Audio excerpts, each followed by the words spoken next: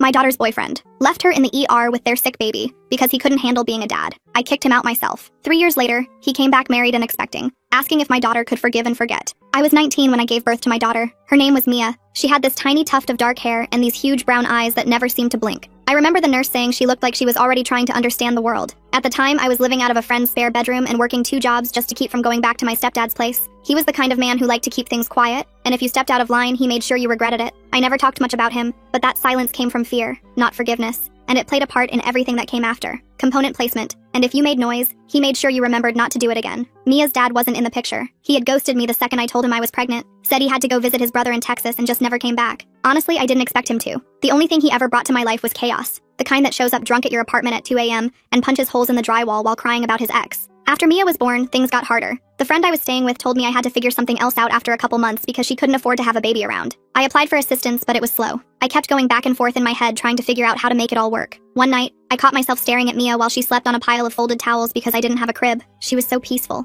I remember thinking how unfair it was that she had to start her life this way. That maybe she deserved more than what I could give her. I didn't make the decision overnight. I went back and forth for weeks. But one day, after Mia got a really bad cough and I couldn't afford the medicine her doctor prescribed, I broke down in a CVS parking lot and called a counselor I had talked to once about open adoption. Her name was Claire. She had this soft way of speaking, like nothing could shake her. I told her I wanted to find a family that would give Mia the kind of life I never had. Claire found them, Hannah and Greg, high school sweethearts who had been trying to have a baby for almost a decade. They looked like a toothpaste commercial. Greg had this big dopey smile and Hannah had the kind of eyes that made you want to trust her. I met them once, gave them Mia the next day. I didn't even cry when I handed her over. I waited until I got back to my place and screamed into a towel for an hour. I didn't hear much after that. Claire told me it was a semi-open adoption. They would send letters and updates through the agency. For a while they did. I got pictures on her first and second birthday. Then it all stopped. Claire said they moved and the new agency wasn't responding. Eventually I stopped checking. Life moved on. I got a job that paid decent. I moved cities, started therapy, stopped dating guys who wore backwards baseball caps and had no drama in their bios. But I never stopped thinking about Mia, not even for a day. 15 years later, I was in line at the DMV trying to renew my ID when I got a call.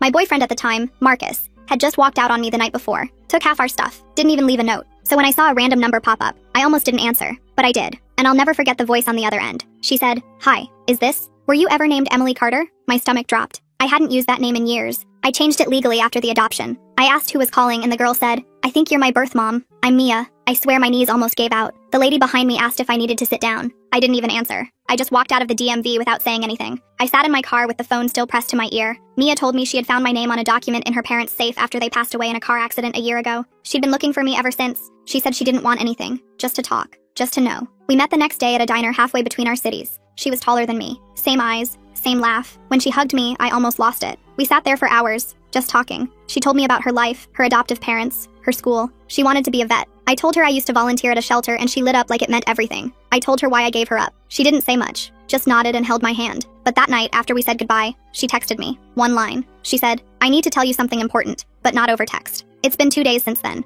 I've called her 3 times and she hasn't picked up. I haven't been able to sleep. I keep thinking about what she needs to tell me. If it's something bad, if it has something to do with her parents, or with me. My mind keeps going places I don't want it to go. Like maybe she's sick, or maybe she found something else in that safe. Something worse. Something I don't remember, or something I never knew. I'm trying to be patient, but the longer she doesn't answer, the more it feels like something big is coming. I still don't know how I feel about it. I tried calling her again this morning, straight to voicemail. I left another message trying to sound casual, but my voice cracked halfway through. I hung up and threw my phone on the couch. Then I picked it back up and checked her social media. Nothing new since 3 days ago. Just a picture of her cat sleeping on her homework. I scrolled through her older posts looking for clues. Pictures with friends, school events, normal teenage stuff, nothing that screamed emergency. I made myself some coffee and sat at my kitchen table. My hands were shaking. I kept replaying our conversation at the diner, trying to remember if she seemed upset about something. But she had been so calm, so mature for 17, more put together than I was at 34. My phone buzzed and I nearly knocked over my coffee grabbing it. Just a spam text about car insurance. I wanted to throw the phone across the room. Instead, I opened our text thread again, read her message for the 100th time. "I need to tell you something important, but not over text." What could be so important that she couldn't text it?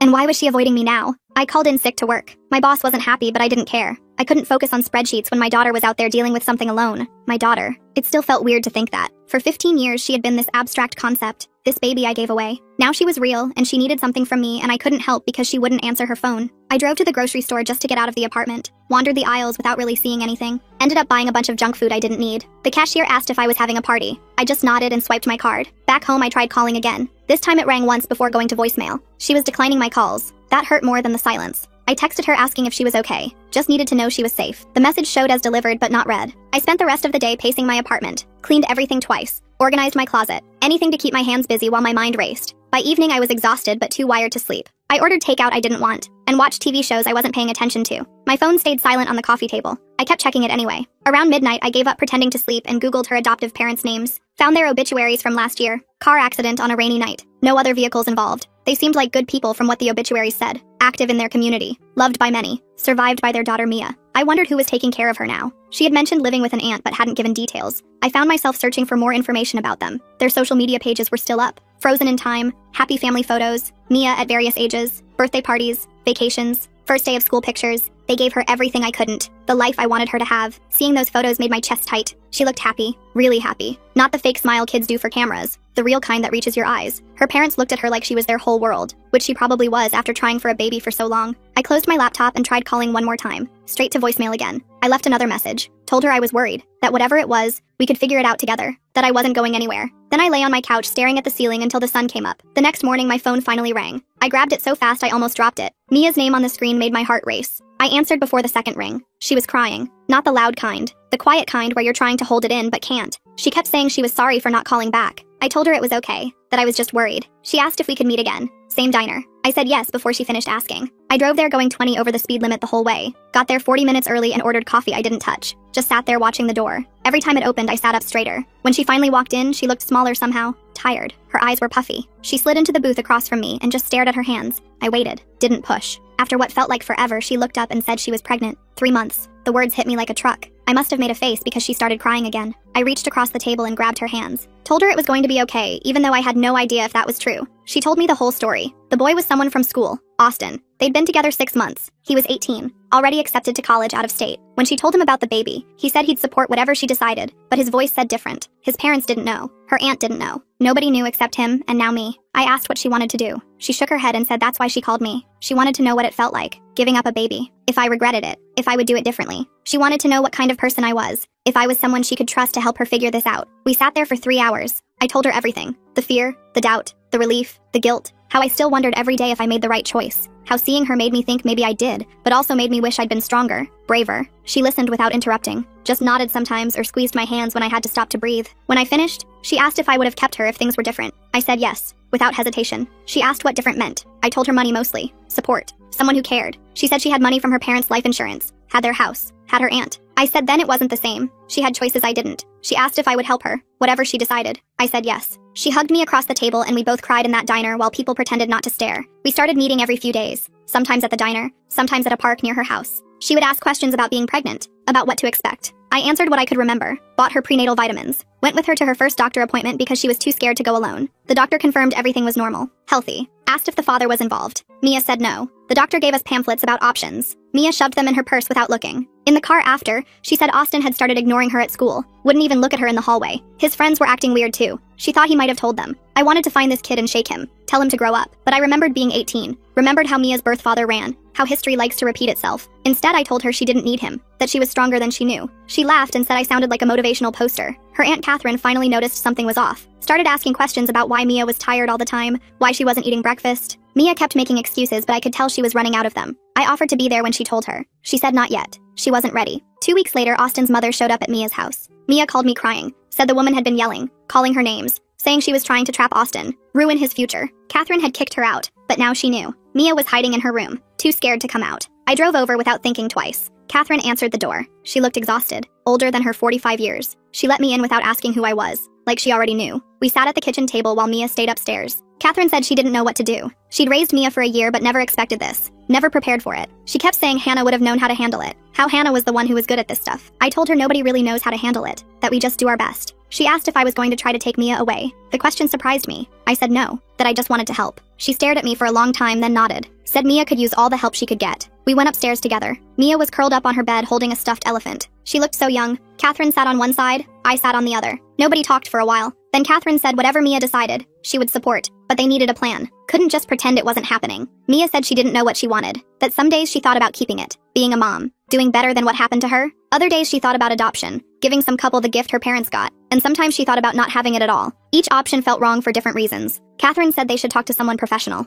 A counselor. Someone who could help walk through the options without judgment. Mia agreed but said she wanted me there too. Catherine looked at me and nodded. We were a team now whether any of us expected it or not. The counselor's name was Robin. They had a small office with too many plants and a white noise machine that sounded like rain. Mia sat between Catherine and me on a couch that had seen better days. Robin asked questions, gentle ones, about how Mia was feeling, what her concerns were, what support she had. Mia opened up more than I expected, talked about feeling scared, angry at Austin, confused about what was right. She said she kept thinking about me at 19, how I managed, how I decided. She wanted to know if the feeling ever went away, the wondering. I told her it didn't, but that you learn to live with it, make peace with it. That whatever choice you make it with the information you have at the time. You do your best. That's all anyone can do. Robin nodded and said that was well put. Mia squeezed my hand. Over the next few weeks, we fell into a routine. Doctor appointments, counseling sessions, quiet dinners at Catherine's house where we all pretended things were normal. Austin kept his distance at school. His mother tried to approach Mia once more, but Catherine threatened to call the police. She backed off after that. Mia started showing. Just a little. Enough that she wore bigger sweaters to school. Some kids noticed anyway. Rumors started. Mia pretended not to care, but I could see it wearing on her. She talked about switching to online school. Catherine was against it. Said Mia shouldn't have to hide. But it wasn't Catherine walking those hallways. One night Mia called me at 2 a.m. She was crying. Said she felt the baby move for the first time. Just a flutter. Like bubbles. It made everything real in a way it wasn't before. She asked if I remembered feeling her move. I did. Every flutter. Every kick. I told her it was normal to feel overwhelmed. That it was a big moment. She asked if it made me want to keep her more. I said yes. She said that's what she was afraid of. The next day, she told Robin she was leaning toward adoption, but a different kind than mine. Open, where she could know the baby, watch them grow up, be a part of their life in some way. Robin said that was definitely an option, that many adoptions worked that way now. Mia looked at me and asked what I thought. I said if that's what felt right to her, then it was the right choice. Catherine was supportive, but I could see the relief in her eyes. She loved Mia, but becoming a parent to a baby at her age wasn't something she wanted. She'd done her time with diapers and midnight feedings. She was ready to be the aunt, the support, not the primary caregiver. We started looking at families. The agency Robin recommended had profiles. Couples who were waiting, hoping. Mia went through them slowly, reading every detail, looking at every photo. She was pickier than I expected. This couple was too old. That one lived too far away. These ones seemed fake happy. Those ones had too many cats. I watched her process and realized she was looking for her parents, for Hannah and Greg, for that perfect family that no longer existed. I gently suggested maybe perfect wasn't the goal. Maybe good enough was okay. Maybe loving was what mattered. She threw a profile at me and said I sounded like a fortune cookie, but she kept looking. Then Austin showed up, not at school, at Mia's house. On a Saturday when Catherine was at work, Mia texted me panicked. I drove over and found him on the porch. He looked terrible, thin, tired, like he hadn't been sleeping. He said he needed to talk to Mia, that his parents were making him crazy, that he didn't know what to do. I wanted to tell him to leave, that he'd had his chance. But Mia opened the door and let him in. They sat in the living room while I made myself busy in the kitchen, close enough to hear but trying to give them space. He apologized, said he'd been scared, that his parents had been filling his head with stuff about ruined futures and trapped lives. But he couldn't stop thinking about her, about the baby, about what kind of person he was being. Mia told him about the adoption plan. He got quiet, asked if that's what she wanted or what everyone else wanted. She said she didn't know anymore, that every choice felt like losing something. He said he had money saved, from working summers, that his grandfather left him some too,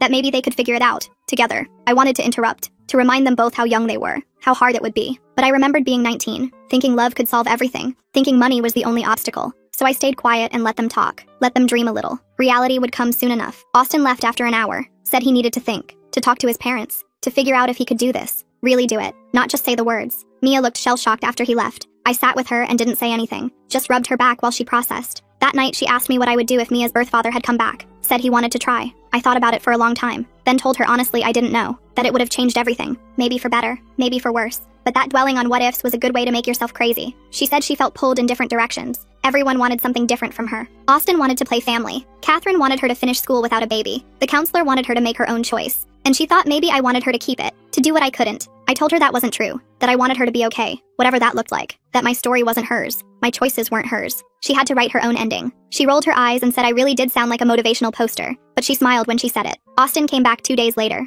with his parents. Samuel and Rachel, they looked like older versions of Austin. Same nervous energy, same way of not quite meeting your eyes. They sat stiffly in Catherine's living room while Mia and I sat across from them. Catherine stood by the door like a bouncer. Rachel did most of the talking, said they'd been wrong, that they'd reacted out of fear, that if Austin wanted to be involved, they would support him, help financially, babysit when needed, whatever it took. Samuel nodded along but looked like he'd rather be anywhere else. Austin kept glancing at Mia, looking for signs of what she was thinking. Mia asked what changed their minds. Rachel said Austin hadn't been eating, wasn't sleeping, was walking around like a ghost, that they realized forcing him to abandon his child would hurt him more than having one young. That family was family, even when it came unexpectedly. It sounded rehearsed, like something they'd practiced in the car, but Austin looked hopeful, reached for Mia's hand. She let him take it. Catherine made a sound that might have been disapproval. I stayed quiet. This wasn't my choice to influence. After they left, Mia said she was more confused than ever, that having Austin and his parents involved changed things, made adoption feel like giving up instead of giving a gift, but keeping it still felt impossible, like playing house, like pretending to be adults when they were still kids. I suggested she take a break from deciding, that she still had time, that maybe living with the uncertainty for a while would help clarify things. She said uncertainty was all she'd felt for months, but she agreed to stop pushing herself for an answer. We went back to the routine: appointments, school, dinners. Austin started coming around more, bringing Mia food she craved, driving her to appointments when I couldn't. His parents kept their distance but sent money, checks that Catherine cashed with raised eyebrows but didn't refuse. Mia started preparing for both possibilities, looking at baby stuff online but also reading adoption profiles, making lists of what she'd need if she kept it, but also writing letters to potential parents. She was covering all bases, preparing for any outcome. It was exhausting to watch. I couldn't imagine living it. Then something shifted. I'm not sure exactly when. Maybe it was Austin assembling a crib in the spare room. Maybe it was feeling the baby kick during an ultrasound. Maybe it was Catherine saying she'd help however she could. But Mia started talking more about keeping it, about being a mom, about making it work. I tried to stay neutral, to support without pushing, but I worried, saw all the ways it could go wrong, all the struggles ahead, the sleepless nights, the missed opportunities, the relationship stress. Everything I'd gone through but with less reason for hope. They at least had support, money, options, but they were still so young. Robin said it was normal for decisions to shift, for certainty to come and go, that whatever Mia decided, she'd need support after. That placement or parenting, there would be grief. Joy too, but grief for the path not taken, the life not lived. I knew that feeling well. A month before her due date, Mia made her choice. Told me first. We were sitting in my car after an appointment. She said she was keeping it. Her. The baby was a girl. She'd known for weeks but hadn't told anyone. Said it made it too real. But now she was ready for real. Ready to be a mom. I hugged her and said I'd be there. Whatever she needed. She cried and said she was terrified. That she didn't know how to be a mom. That she barely remembered her own. I told her nobody really knows. We all just figure it out as we go. Love our kids the best we can. Make mistakes. Try again. That's all parenting really is. She asked if I wished I'd kept her. I said sometimes. But that I couldn't regret the life she'd had. The parents who loved her. The opportunities she got. That maybe everything happened how it was supposed to. She said that was a cop-out. I said maybe, but it's how I sleep at night. We told Catherine that evening. She took it well. Said she figured that's where things were headed. That the spare room was basically a nursery already. That Austin had been acting like an expectant father for weeks. That denying it wouldn't change it. Mia hugged her and cried. Catherine held her and said it would be okay. They'd figure it out. Austin was thrilled. Picked Mia up and spun her around until she yelled at him to put her down. His parents were less enthusiastic but trying.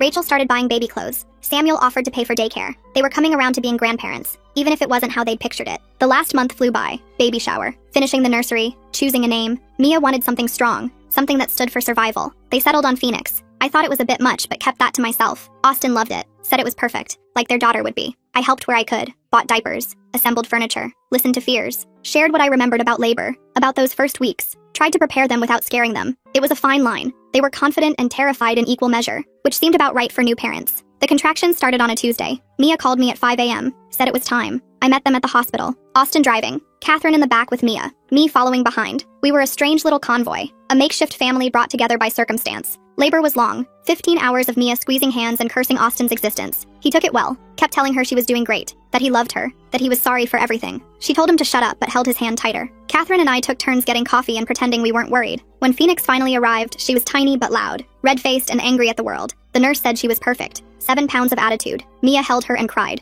Austin cried. Catherine cried. I stood in the corner and remembered holding Mia the same way. The weight of possibility. The fear of failing. The desperate love that comes from nowhere and everywhere at once. They brought Phoenix home 3 days later, to the house Mia grew up in, the house her parents bought, full of memories and ghosts and new beginnings. I watched them fumble with the car seat, argue about the right way to hold her, panic over every sound. They were doing exactly what new parents do, learning as they went. I visited often those first weeks, brought food, held Phoenix while Mia showered, listened to Austin worry about money, about school, about being good enough. I told him what I'd learned, that good enough was usually enough, that showing up mattered more than being perfect. He nodded but still looked scared, which meant he understood the weight of it. One night Mia called crying. Phoenix wouldn't stop screaming. Nothing worked. Austin was at work. Catherine was out. She was alone and overwhelmed and sure she'd made a mistake. I drove over and took Phoenix. Walked her around the house while Mia sat on the couch looking defeated. After an hour, Phoenix finally settled. Gas probably, or just being a baby. They do that sometimes. Mia asked if it got easier. I said yes and no. Different hard as they get older, but the love gets bigger too. Makes the hard worth it, usually. She laughed and said I was terrible at pep talks, but she looked less defeated, more determined. That was all she needed really.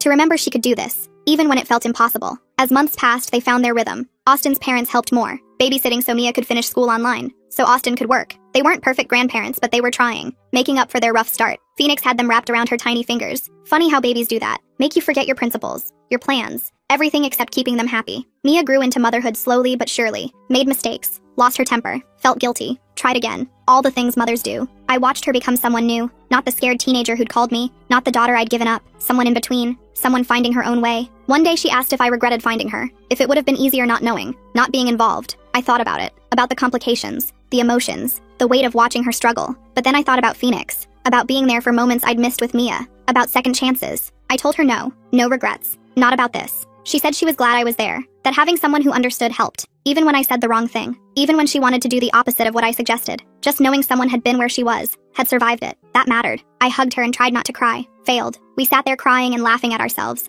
Two mothers who'd found each other in the strangest way. Things stayed stable for a while. Phoenix grew, started smiling, then laughing. Austin worked nights at a warehouse while finishing school online during the day. Mia took care of Phoenix and worked on her diploma between feedings. Catherine helped when she could. I came by twice a week with groceries or just to hold the baby while Mia napped. Then Austin's dad Samuel had a heart attack. Not a big one, but enough to scare everyone. He was in the hospital for a week. Rachel called Mia crying, said she couldn't do this alone, needed Austin home. He was torn between his parents and his daughter, spent days driving back and forth, getting more stressed each time. His grades started slipping. His boss complained about him being distracted. Mia tried to be understanding, but she was exhausted too. Phoenix had started teething. Nobody was sleeping. The house felt like a pressure cooker waiting to explode. One night Austin didn't come home, didn't call. Mia texted me at 3 a.m., panicked. I told her to wait, that he was probably with his dad. But by morning he still hadn't shown up. His phone went straight to voicemail. Rachel hadn't seen him. His work said he never showed up for his shift. We found him at his friend Lawrence's apartment, hammered, passed out on the couch. Lawrence said he'd shown up crying about not being able to handle it, about failing everyone, about being just like his dad. I wanted to shake him. Mia just looked tired. We got him in the car and drove home in silence. The next few days were rough. Austin apologized, said he'd had a panic attack, that everything felt too heavy, too much. Mia listened, but I could see her pulling back, building walls. She'd been here before with guys who couldn't handle pressure, who ran when things got hard. I tried talking to Austin, found him sitting on the porch one evening while Mia put Phoenix to bed. He looked older than 18, worn down. He said he didn't know how people did this. Work and school and babies and sick parents. Said he felt like he was drowning.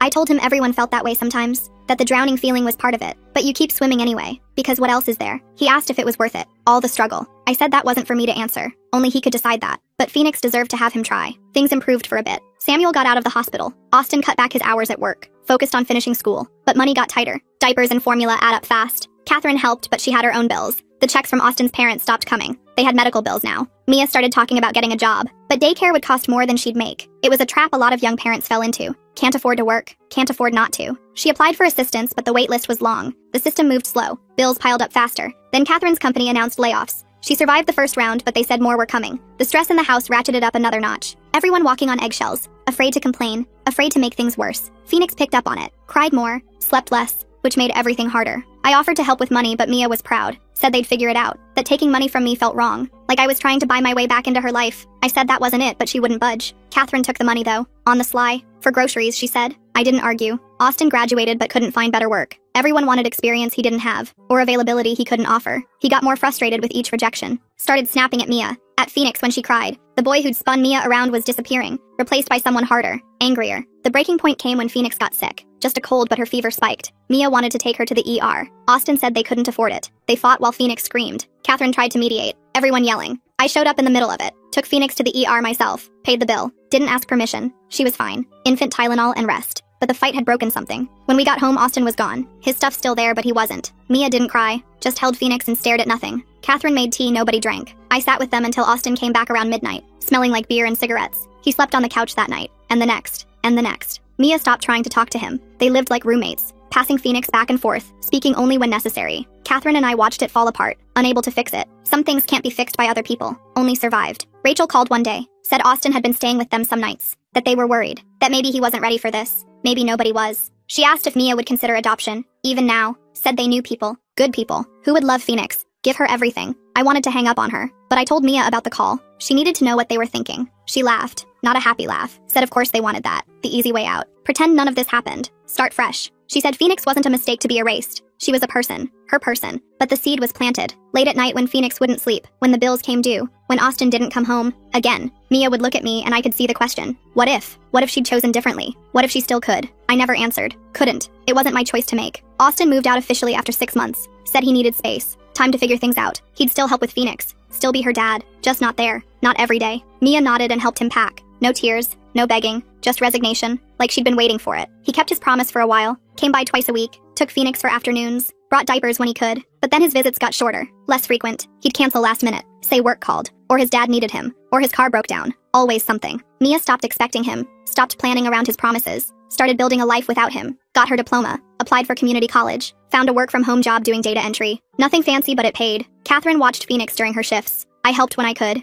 We made it work. Barely. But we made it work. Phoenix turned 1. We had a small party. Just us. Austin said he'd come but didn't. sent a gift card instead. Phoenix smashed cake in her face and laughed. Took her first real steps, said Mama, clear as day. Mia cried happy tears. The first in months. Things settled into a new normal. Hard but manageable. Mia got stronger, more confident. Stopped looking at her phone waiting for Austin to text. Stopped jumping when someone knocked. Started making plans that didn't include him. College classes, maybe nursing, something stable, something that paid enough to really live. Then Austin showed up one random Tuesday, with a girl, Kimberly. Blonde, perky, pregnant. They stood on the porch like they were selling something. He wanted Mia to meet her, said she was important to him, that they were together now, that he wanted to do things right this time. Mia held it together until they left, then threw a plate at the wall, screamed, cried, said every curse word she knew. I held Phoenix in the kitchen and let her rage. Sometimes you need to break things, feel the sharp edges, before you can start cleaning up. She didn't see Austin for 2 months after that. He texted asking about Phoenix. She ignored him. He sent money. She cashed it but didn't respond. His parents called Catherine, asked to see their granddaughter.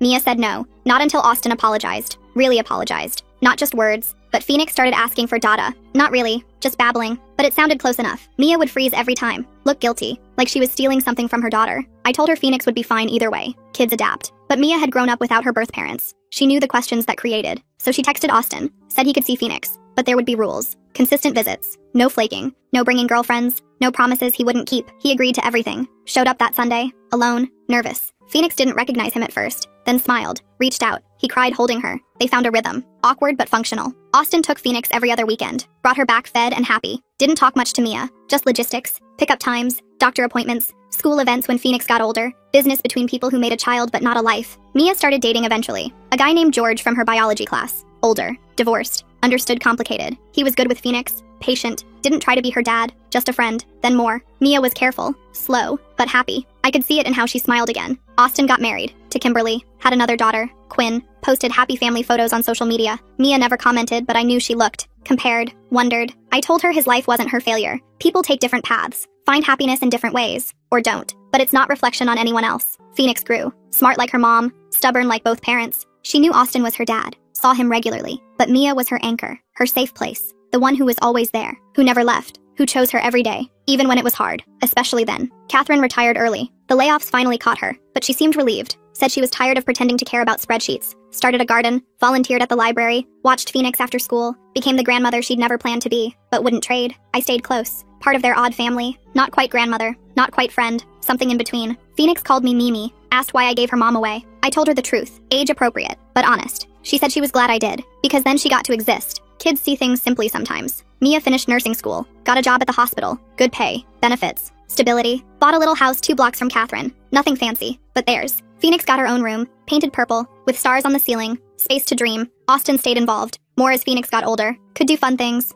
Zoo trips. Movies. Easy stuff. He was good at being the fun dad. Less good at homework help. Doctor visits. Hard conversations. But he showed up. Mostly. Which was more than some. One day Mia called. Said Phoenix was asking hard questions. About why Austin left. Why he lived with Quinn and not her. Why families looked different. Mia didn't know what to say. How to explain adult failures to a child. How to be honest without creating wounds. I said tell her the truth. That sometimes people love each other but can't live together. That families come in all shapes. That what matters is who shows up, who stays, who chooses you every day. That Phoenix had that. In abundance. Even if it looked different than pictures in books. Mia did. Phoenix seemed to accept it. Kids are resilient like that. Take things as they come. Adapt. Survive. Thrive even. She had Mia, Catherine, me, George who became a steady presence. Austin in his way. A whole village. Messy, but real. Years passed. Phoenix started middle school. Mia got promoted. Charge nurse, then supervisor. Bought a bigger house. Took vacations. Built the life she'd dreamed of. Not how she'd planned, but good. Really good. Stable in ways her childhood wasn't. Full of love and laughter and ordinary Tuesday nights. Austin had 2 more kids. Stayed married. Seemed happy. His parents finally accepted everything. Loved all their grandkids. Even if Phoenix came first. Before they were ready. Rachel sent birthday cards. Samuel taught her to fish. Time softened the sharp edges. Made room for forgiveness. Or at least peace. I watched it all.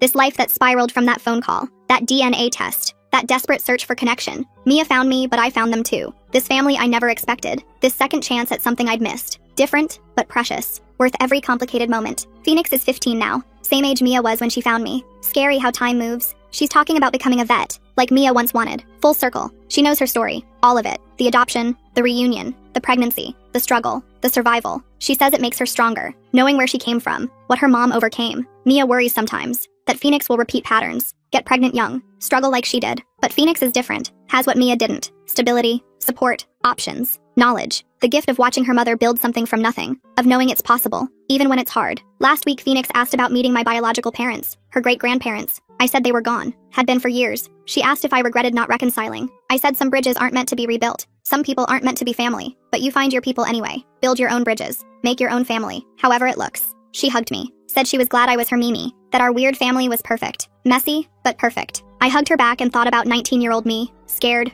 alone, sure I was ruining everything. If only she could see this. See what came from that breaking, that sometimes things have to fall apart to come together better, stronger, real. But I don't tell Phoenix that. She'll learn her own lessons, make her own mistakes, find her own way, just like her mother, just like me. That's what we do, what women do. We survive, we adapt, we build lives from whatever pieces we're given. And sometimes, if we're lucky, we get to watch our daughters do it better. That's our story. Messy, complicated. Nothing like I imagined when I gave Mia up, or when she found me, or when she called pregnant and scared. But it's ours, built from broken pieces, held together by choice, by showing up, by staying, by choosing each other over and over, even when it's hard, especially then.